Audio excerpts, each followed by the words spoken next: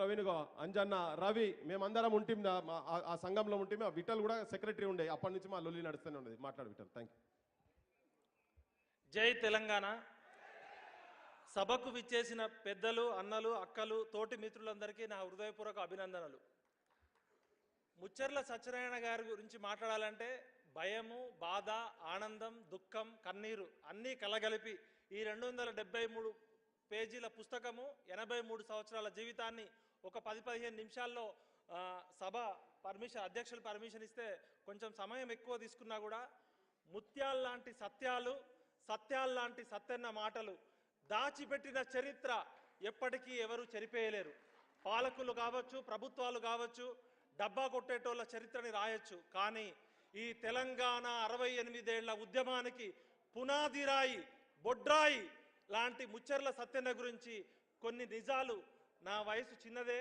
ఒక సాహసమైన ప్రయత్నం చేస్తున్నా దయచేసి పెద్ద మనసుతో ఇక్కడున్న పెద్దలంతా కూడా నన్ను ఏమైనా పొరపాటు చేస్తే క్షమించండి తెలంగాణ తొలితరం ప్రజా వాగ్గేయకారుడు తెలంగాణ వైతాళికుడు మాజీ మంత్రివర్యులు శ్రీ సంగంరెడ్డి సత్యనారాయణ గారు ప్రజలంతా అభిమానంతో ముచ్చెర్ల సత్యన్నగా పిలుచుకుంటారు 92వ జయంతి సభలో మాట్లాడే అవకాశం నాకు దక్కడం నిజంగా నా పూర్వజన్మ సుకృతం ముక్కోటి దేవతలు ఆశీర్వదించిన ముచ్చెర్ల సత్యనారాయణ గారి కొడుకు పృథ్వీరాజన్న నాకు ప్రకృతి ఇచ్చిన అన్నగా దొరకడం నా పూర్వజన్మ సుకృతం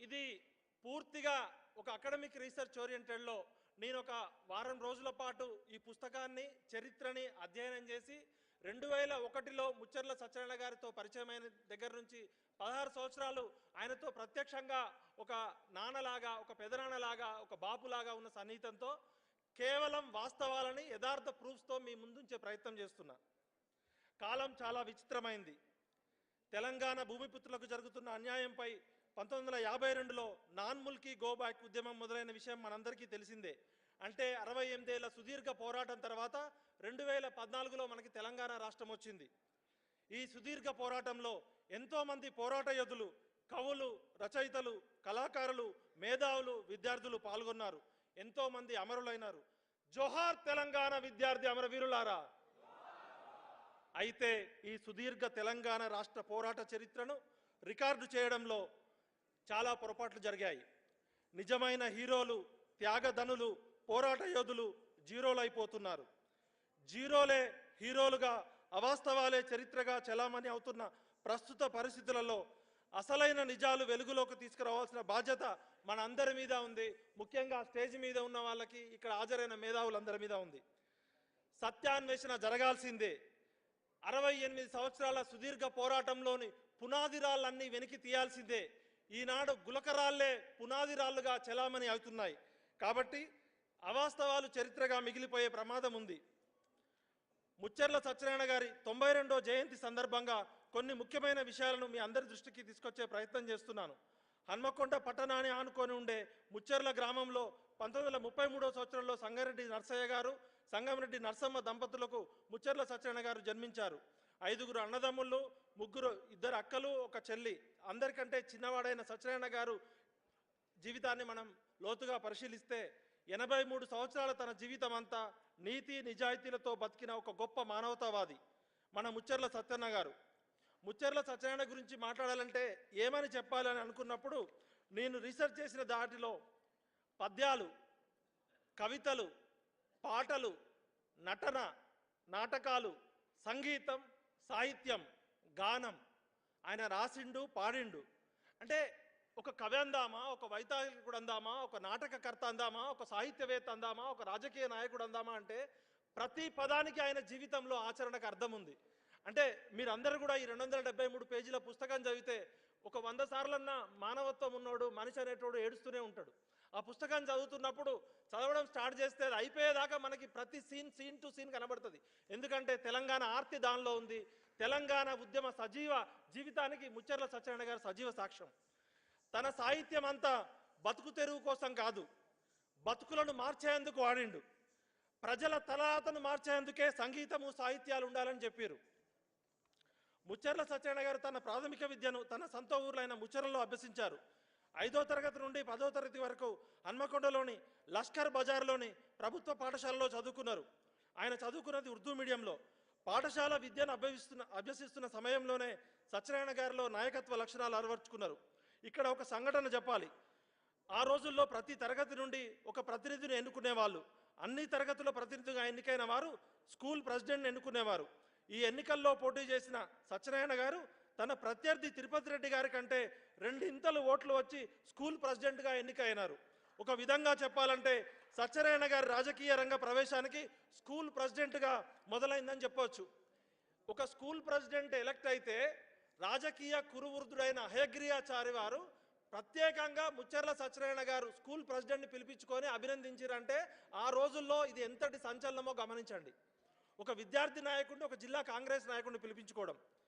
10వ తరగతి తర్వాత ఇంటర్మీడియట్ కోసం మల్టీపర్పస్ కాలేజ్ స్కూల్లో చేరారు హన్మకొండలో. సత్యనారాయణ గారు ఇంటర్లో హిస్టరీ, ఎకనామిక్స్, సివిక్స్ సబ్జెక్టులలో చదివారు. సత్యనారాయణ గారికి కొత్తపల్లి జయశంకర్ గారు, నేరెళ్ల వేణుమాధవ్ గారు ఇంటర్మీడియట్లో క్లాస్మేట్స్గా ఉండేవారు. అయితే ఇలా చెప్పుకుంటూ పోతే చాలా విషయాలు ఉన్నాయి, కానీ కొన్ని మైలురాళ్ళు మాత్రం మీ ముందు తీసుకురావాలి. ఎందుకంటే తెలంగాణ ఉద్యమానికి పునాదిరాయి ముచ్చర్ల సత్యనారాయణ గారిని ఎందుకు అంటున్నామంటే, తెలంగాణ ఉద్యమానికి బొడ్రాయి ఎందుకు అంటున్నామంటే, అసలు తెలంగాణ భూమిపుత్రులకు అన్యాయం జరుగుతుందని నాన్ ముల్కీ గోబ్యాక్ ఉద్యమం 1952లో మొదలైంది. 1952లో నాన్ ముల్కీ ఉద్యమం మొదలుకోవడానికి ముందు దానికి నేపథ్యంగా సత్యనారాయణ గారు పాఠశాలలో జరుగుతున్నప్పుడు ఒక సంఘటన జరిగింది. వెంకటరెడ్డి సార్ అనే ఒక లెక్కల మాస్టారు, ఆయన ఫిజికల్లీ హ్యాండిక్యాప్డ్, చిన్నప్పుడే పోలియో రావడంతో ఆయన ఒక అవిటితనం ఉంటుండే. ఆయన నీళ్లు పట్టుకోవడానికి వెళ్ళినప్పుడు ఒక ఆంధ్ర మాస్టర్ గారి భార్య అవమానించింది ఆయన్ని.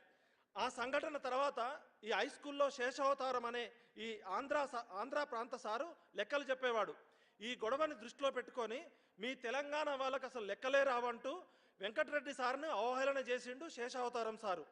దీంతో విద్యార్థులంతా కలిసి సమావేశం ఏర్పాటు చేసుకొని లెక్కల సారు వెంకటరెడ్డిని ఏ విధంగా అవమానిస్తారని వెంకటరెడ్డి గారికి విద్యార్థులంతా సంఘీభావం చెప్పారు.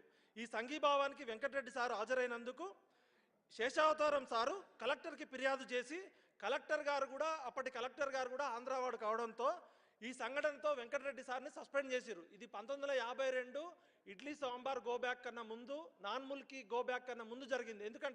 ఎందుకు మనం ఇవాళ తెలంగాణ ఉద్యమానికి బొడ్రాయి పునాదిరాయి అంటున్నామంటే ఆ సంఘటన ఏ విధంగా దారితీసింది తెలవాలి. వాస్తవానికి ఈ లొల్లి చిన్నదే కావచ్చు, కానీ దీని వెనుక చాలా పెద్ద కథ ఉంది.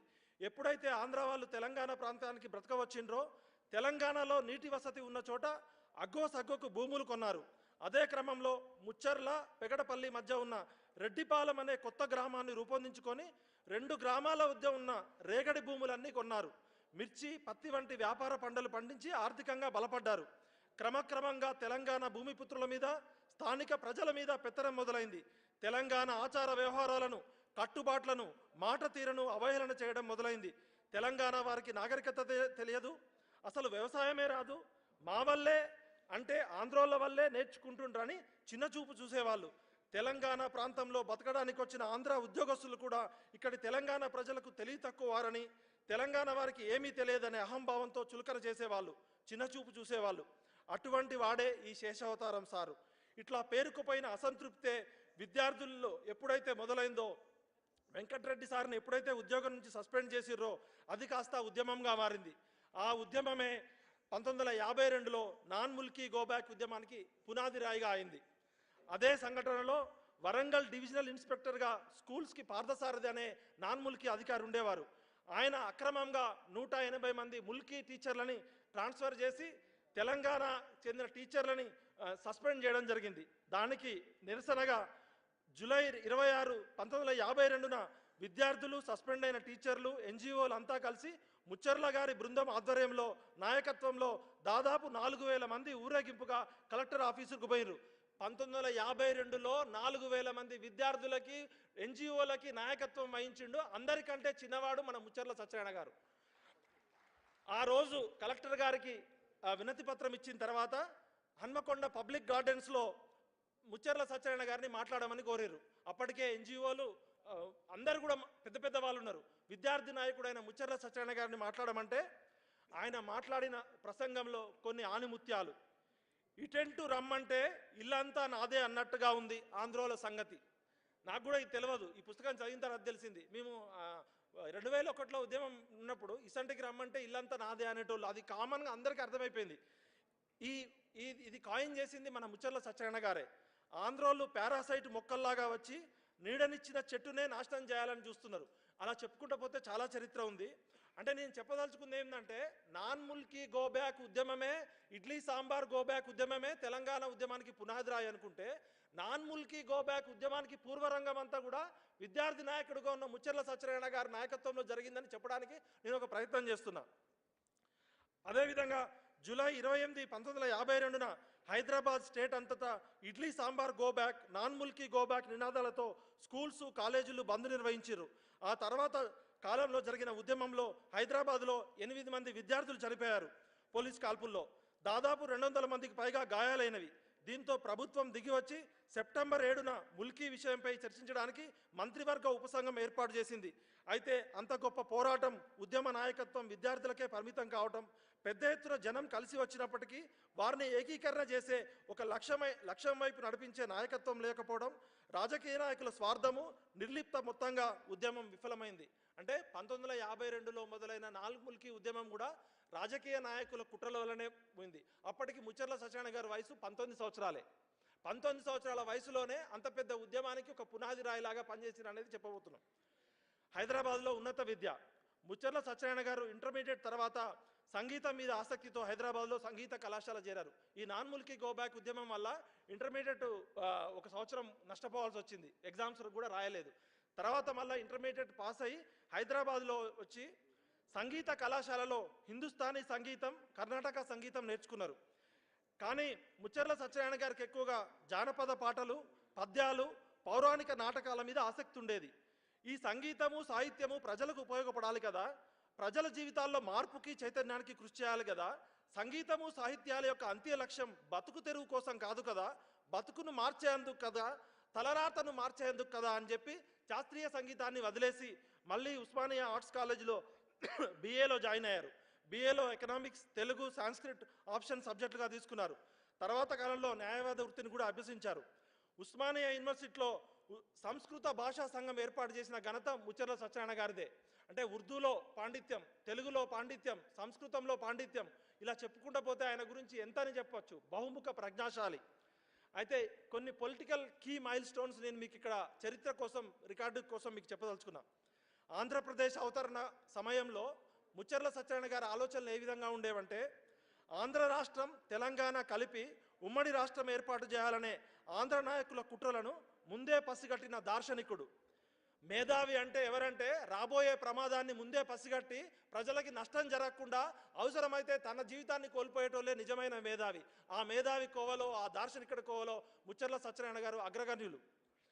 అప్పుడే తెలంగాణ సోదరా తెలుసుకోరా వీరా, మోసపోతే నీవు గోసపడతావంటూ 1954 సంవత్సరంలోనే తన సుప్రసిద్ధ గేయంలో తెలంగాణ సమాజాన్ని హెచ్చరించిన తెలంగాణ తొలితరం ప్రజా వాగ్గేయకారుడు మన ముచ్చర్ల సత్యనారాయణ గారు. తెలంగాణ ప్రజల అభిష్టానికి భిన్నంగా 2వ SRC సిఫార్సులు ఉల్లంఘించి ఆంధ్ర నాయకుల కుట్రల ఫలితంగా ఏర్పడిన ఆంధ్రప్రదేశ్ రాష్ట్రానికి నీలం సంజీవరెడ్డి గారు మొదటి ముఖ్యమంత్రి అయిండు. నీలం సంజీవరెడ్డి గారు అధికారంలోకి వచ్చిన మరుక్షణంలోనే చేసుకున్న ఒప్పందాలను, తెలంగాణ రక్షణ సూత్రాలను